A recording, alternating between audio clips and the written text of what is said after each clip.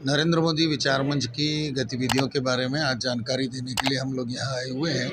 और नरेंद्र मोदी विचार मंच की स्थापना 22 जून 2004 को हुई और उसके बाद से ये देश में लगातार कार्य शुरू हो चुका है।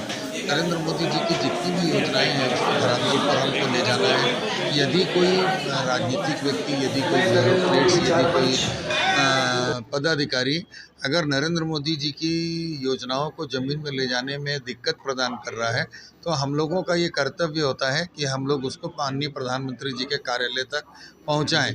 एक तरीके से ये विजिलेंस का भी काम है और दूसरी तरीके से देखा जाए तो उनकी सभी योजनाओं को ज़मीनी स्तर पर ले जाने के लिए हम लोग काम कर रहे हैं। किस तरह के काम करे जा रहे हैं?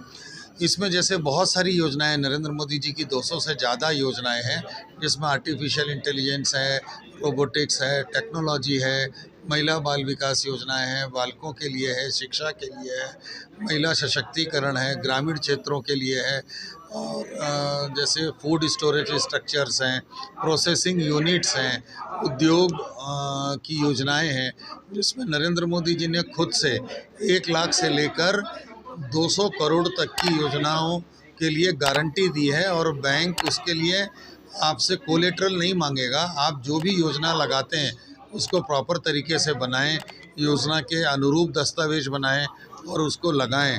तो जो अनुदान सरकार की तरफ से करोड़ों का दिया जा रहा है वो हमारे भारतवासियों को मिलता रहेगा। एक गाय गाय खुले में छोड़ दी जाती है। देखिए, गाय के लिए हम लोग ये चाह रहे हैं कि गाय को राष्ट्रीय माता का दर्जा मिले, लेकिन ये हमारा बहुत बड़ा दुर्भाग्य है कि बहुत सारी भारतीय जनता पार्टी की सरकारें भी जो हैं वो गाय को आवारा पशु या घुमंतू पशु या आश्रित पशु ऐसा बोल देते हैं। तो ये चीज़ें गलत है और बारिश में गाय के रहने का इंतज़ाम होना चाहिए और गाय के भोजन की व्यवस्था, गाय के रहने की व्यवस्था, शुद्ध पानी की व्यवस्था करना बहुत ज़रूरी है। क्योंकि जब हम बच्चे थे और हमारी माँ के पास हमको पालने के लिए दूध की व्यवस्था नहीं रही तो हमने गौ माँ के दूध से अपने आप को बड़ा किया और उसके बाद हम काम कर रहे हैं। तो इसलिए गौ माँ को राष्ट्रीय दर्जा देना बहुत ज़रूरी है।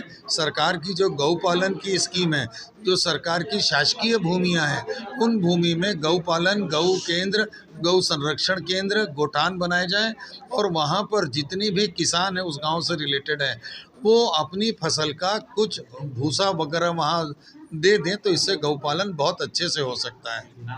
गाय तो पालते थे लोग, फिर उसका दूध निकाल के वापस नहीं, ये बिल्कुल सही बात है क्योंकि गाय को एक घुमंतू पशु बना दिया ना।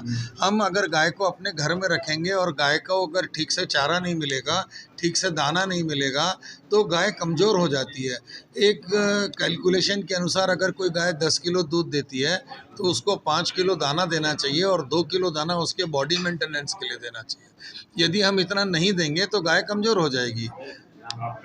मेरा नाम डॉक्टर राकेश मिश्रा है। मैं राष्ट्रीय स्वयंसेवक संघ का एक छोटा सा स्वयंसेवक हूँ।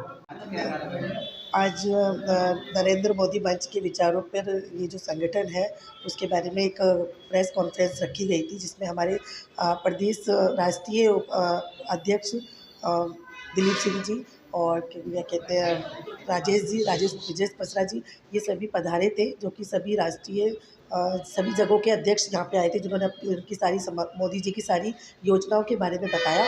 और हमारा जो उद्देश्य है वो यही है, नरेंद्र मोदी जी की सभी योजनाओं को जन जन तक पहुँचाना है। गरीब से गरीब, निचले से नीचे सभी तबके तक ये योजनाएं पहुँचे और उसी पे हमें कार्य करना। ये संगठन हमारा जो महिला शाखा है, हमारे द्वारा जो कार्य हो रहा है वो यही है कि सभी महिलाओं को उन्नत करना और उनको सभी मोदी जी की योजनाओं को उन तक पहुँचाना। मेरा नाम मंजू शर्मा, प्रदेश उपाध्यक्ष नरेंद्र